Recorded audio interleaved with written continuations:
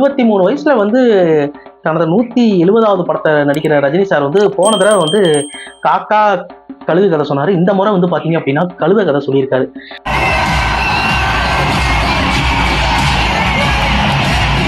லான்ச்லேயே வந்து பாத்தீங்க அப்படின்னா 52 நிமிஷம் வந்து பேசியிருக்காரு. ஸோ ஒரு எனர்ஜி நினைச்சு நம்ம சந்தோஷம் தான் பண்ணணும்னு நினைக்கிறேன்.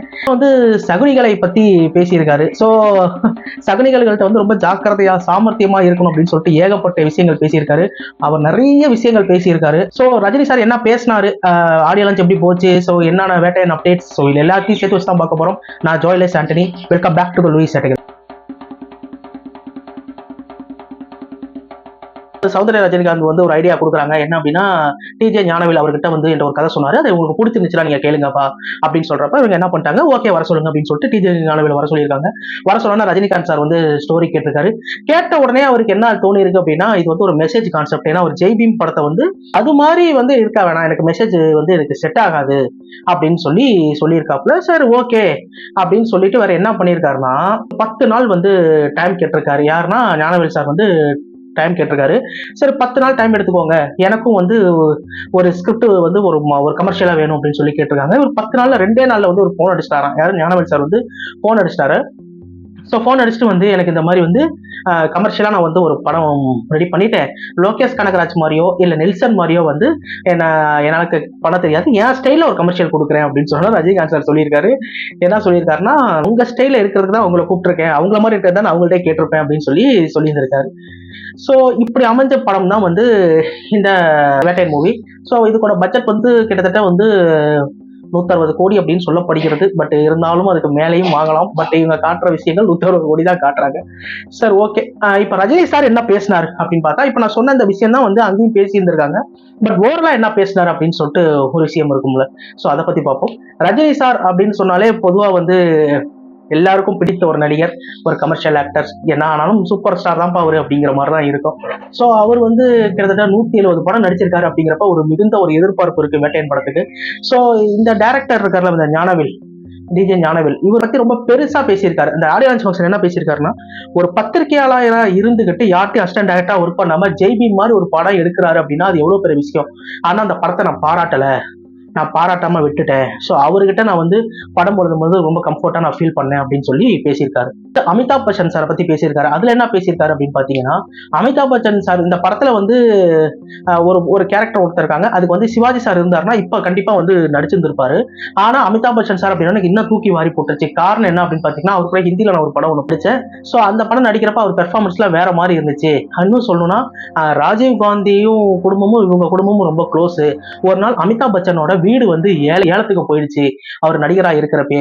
அப்படி ஏலத்துக்கு போனதுக்கு அப்புறம் அடுத்த 3 மாசத்துக்குள்ள அதே ஏரியால இதை விட பிரம்மாண்டமா ஒரு வீடு வாங்கினார் அமிதாப் பச்சன். ஸோ அமிதாப் பச்சனோட வளர்ச்சியை நான் வந்து இப்படிதான் பாக்குறேன் அப்படின்னு சொல்லியிருந்தாரு. அமிதாப் பச்சன் ஒரு திறமை வாய்ந்த நடிகர். அவரு கூட ஒர்க் பண்றப்ப ரொம்ப ஒரு பயந்துகிட்டே தான் நடிச்சோம். அவர் காமெடி சீன்ஸ் நடிச்சாருன்னா எல்லாத்துக்கும் காமெடியா இருக்கும். அவர் வந்து ஆக்ஷன் சீனோ இல்ல வேற ஏதோ சீன்ஸ் நடிச்சாருன்னா அங்க இருக்கிற செட்டே அதே மாதிரி தான் இருக்கும் அப்படின்னு சொல்லி பேசியிருந்தாரு.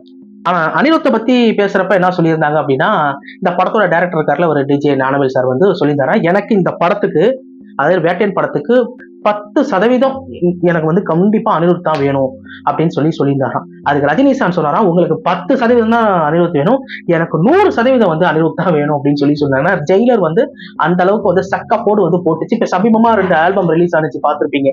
ஸோ மனசிலாயாவா இருக்கட்டும் இல்ல ஹண்டர் வராரு சம்திங், அந்த பாட்டெல்லாம் வந்து வேற லெவல்ல வந்து போயிட்டு இருக்கு. ஸோ அனிருத் ஆல்பம் அப்படின்னாலே இப்போ வந்து ஒரு செம்ம மார்க்கெட் இருக்கு. ஸோ அனிருத் வந்து மன்னன் படத்து ஷூட்டிங்ல தான் வந்து நான் ஃபர்ஸ்ட் டைம் அனிருத்தை வந்து பார்த்தேன். அவர் வந்து அப்போ ரொம்ப ஒரு சின்ன பையனா இருந்தாரு. அப்ப அவரை ஒரு சிம்மாசனத்துல உட்கார வச்சு நான் அவர்கிட்ட போட்டோ எடுத்துக்கிட்டேன். இன்னைக்கு அதே சிம்மாசனம் இசைங்கிற மூலியமா அவர் வந்து உட்கார்ந்துருக்காரு. அவரோட வளர்ச்சி எனக்கு ரொம்ப சந்தோஷம். ஏன்னா அவர் வீட்டுக்கு போய் பார்த்தீங்க அப்படின்னா 10 அடிக்கு என்னோட போட்டோவை தான் வச்சிருக்காரு. ஸோ அந்த அளவுக்கு வந்து அனிருத் என் மேல பற்றுதலா இருக்காரு. இன்னைக்கு அனிருத்தோட வளர்ச்சி எனக்கு ரொம்ப பெருமையாக இருக்கிறது அப்படின்னு சொல்லியிருக்காரு. ரஜினி சாரோட அடுத்து இன்னொரு ஸ்பீச் ஒன்று இருக்கு. என்ன அப்படின்னா, ஜெயிலர் படம் பக்கா ஹிட், அதுக்கப்புறம் லால் சலாம் சரியா ஓடல. இப்ப என்ன ஒரு சிக்கல் அப்படின்னா, ரஜினி சார் சொன்னது நான் சொன்னது இல்ல. ரஜினி சார் என்ன சொல்லியிருக்காருன்னா, போன படம் பிளாப் ஆச்சு அப்படின்னா இந்த படத்துல எப்படியாவது ஹிட் கொடுத்துனாடி தூக்கமே வராது அப்படின்னு ரஜினி சார் சொன்னாரு. இப்பெல்லாம் ஆடியன்ஸ் எல்லாம் அமைதியா இருக்காங்க. அதுக்கப்புறம் இந்த வார்த்தை கேட்டா பூஸ்டப் ஆயிட்டாங்க. ஆனா போன படம் நீங்க ஹிட் கொடுத்துட்டு இந்த படம் நீங்க ஒர்க் பண்ணீங்கன்னா போன படத்தை விட இந்த படம் அதிகமா நீங்க ஓடுன்னு தான் தோணும். ஏன்னா போன படத்தை தான் ஆடியன்ஸ் கம்பேர் பண்ணி பார்ப்பாங்க. ஸோ ஹிட் கொடுத்தாலும் ஃபிளாப் கொடுத்தாலும் நமக்கு வந்து நெருக்கடி இருக்கதான் செய்யும் அப்படிங்கிற மாதிரி ரஜினி சார் வந்து சொல்லியிருந்தாரு. இது ஒரு குட்டிக்கதை, ரஜினி சாரின் குட்டிக்கதைன்னு ஒன்று இருக்கும்ல, பெரிதும் எதிர்பார்க்கப்பட்ட காக்கா கழுகு கதை அல்ல, இது வந்து கழுதை கதை. ஸோ அவர் சொன்ன கதை என்ன அப்படின்னு பாத்தீங்கன்னா, ஒரு மனிதன் வந்து ஒரு கழுதைய வந்து வளர்த்துக்கிட்டு இருக்காரு. ஒரு நாள் வந்து அந்த கழுதை வந்து என்ன போச்சு, காணாம போயிடுச்சான். ஸோ அந்த கழுதையை தேடி பார்க்குறப்ப அந்த கழுதை எங்க பார்த்துமே வந்து கிடைக்கலையா. ஸோ ரொம்ப மூலோட்டாய் ஒரு மரத்துக்கு அடியில் உட்காந்துட்டாராம். இதை பார்த்து அந்த ஊர் மக்கள்லாம் என்ன பண்ணிட்டாங்களா, ஒரு மிகப்பெரிய ஒரு சாமியார் நினைச்சுக்கிட்டாங்களாம். ஸோ சாமியார் நினைச்சதுக்கு அப்புறம் அதுக்கப்புறம் என்ன ஆயிடுச்சுன்னா, அங்க அவருக்குன்னு ஒரு 10 சீடர்கள் போய் சேர்ந்தாங்களாம். அவருக்குன்னு 10 சீடர்கள் சேர்ந்ததுக்கு அப்புறம் என்ன ஆச்சுன்னா, இவர் வந்து இப்போ சாமி அப்படின்னு எல்லாம் அப்படின்னு சொல்லிட்டு கூப்பிட ஆரம்பிச்சிட்டாங்க. ஓகே ஃபைன் அப்படின்னு சொல்லிட்டு இவரும் இருந்திருக்காரு. ஒரு நாள் என்ன பண்ணுச்சு, அவர் காணாம போன கழுதை வந்து அவருக்கு முன்னாடியே நிக்கிதான். அதுக்கு ஏன் கழுதை அப்படின்னு சொல்லி கத்திட்டாங்களாம். ஆனா அந்த இடத்துல ஊர் மக்கள் யாருமே இல்லை, சீடர்கள் மட்டும் தான் இருந்தாங்களாம். சீடர்களுக்கு அப்பதான் புரிஞ்சுச்சா இது சாமி இல்ல டோபி அப்படின்ட்டு. உடனே அவர் சொல்லிட்டாங்களாம், யாரு சீடர்கள், இனிமே நீங்க எனக்கு சாமி தான், நம்ம இந்த டோபி வேலையெல்லாம் விட்டுருங்க அப்படின்ட்டாராம். இந்த கதையை எதுக்கு சொன்னாருன்னா, இப்ப ஆடியன்ஸ் கேட்டாங்க, முள்ளும் மலரும், புவனா ஒரு கேள்விக்குறி, இந்த மாதிரி படங்கள்லாம் நடிப்பீங்களா, இதுல உங்க பெர்ஃபார்மன்ஸ் நல்லா இருக்குன்னு சொல்லி ரஜினி சார்கிட்ட கேட்கிறப்ப ரஜினி சார் சொன்னாராம், இதெல்லாம் மகேந்திரன் வந்து எழுதி கொடுத்த வசனத்தை நான் பேசியிருக்கேன், நான் டோபி தான், நான் வந்து அவ்வளவு பெரிய ஆள்லாம் கிடையாது, நீங்க அவர் வந்து சாமியா பார்க்க வச்சுட்டாரு அப்படின்னு சொல்லி ஒரு ஃபன் பண்ணியிருப்பாரு. இதுதான் அந்த சிறுகதையோட அழுத்தமான ஒரு பார்வையா பார்க்கப்படுது. ரஜினி சார் வந்து ஒரு முக்கியமான ஒரு விஷயம் சொல்லியிருந்தாரு. என்ன அப்படின்னா, நீங்க வந்து சகுனிகளோட இருக்கும் பொழுது கண்டிப்பாக சாமர்த்தியமா புத்திசாலித்தனமா தான் இருக்கணும். நம்ம அன்பா இருந்தா மட்டும் பத்தாது, அது நம்ம இருந்துச்சா நல்லவனா இருக்கலாம், ரொம்ப நல்லவனா தான் போட்டு தள்ளிடுவாங்க அப்படிங்கிற மாதிரிதான் அவர் சொல்லியிருந்தாரு.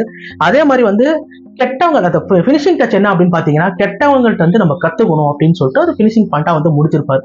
ஸோ ஒரு பக்கம் பார்வைகள் எப்படி இருக்குன்னா, ரஜினி சார் வந்து அரசியல் ரீதியா பேசுறாரா, இல்ல அவரோட சினிமா ரீதியா பேசுறாரா, இல்ல சம்திங் பர்சனல் ரீதியா பேசுறாரா அப்படிங்கிற சில டவுட்ஸோட வந்து ஒரு கொஸ்டின் மார்க்கோட தான் வந்து அவங்க ஃபேன்ஸ்லாம் வந்து பார்த்தாங்க.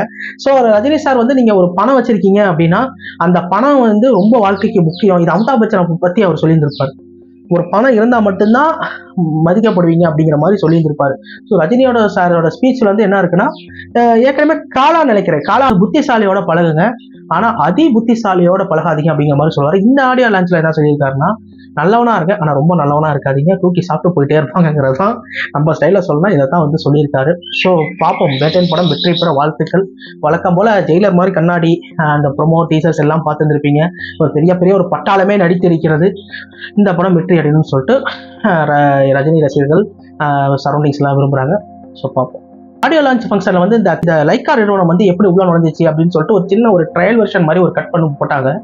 ஸோ அதில் பார்க்கும்பொழுது எப்படி இருந்துச்சு அப்படின்னு பார்த்தீங்கன்னா, அதுல ஒவ்வொரு படமா ஒரு சின்ன கிளிப்ஸா பாக்குறப்ப அதுல விஜய் சாரை வந்து கொஞ்ச நேரத்துக்கு கத்தி படத்தோட அந்த ஒரு கிளிப்ஸா அதை வந்து தளபதின்னு சொல்லிட்டு அந்த இடமே வந்து அப்படியே சரியான சத்தம் அந்த அளவுக்கு இருந்துச்சு. ஸோ இதெல்லாம் போன தடவை முற்றுப்புள்ளி வச்சாச்சு அந்த காக்கா கதை கதைக்கலாம். ஸோ இந்த தடவை வந்து பக்கம் போல எல்லோரும் ஒன்றிணைந்து இந்த படத்தை கொண்டாடணும் அப்படின்னு சொல்லிட்டு எல்லோரும் ஆவலாக இருக்கிறார்கள். இந்த படத்தை பத்தி சொல்லணும் அப்படின்னா, நேரு ஸ்டேடியத்துல நடந்திருக்கு இந்த ஆடியோ லான்ச். இதுல வந்து கிட்டத்தட்ட 52 நிமிஷம் பேசியிருக்காரு. Okay fine.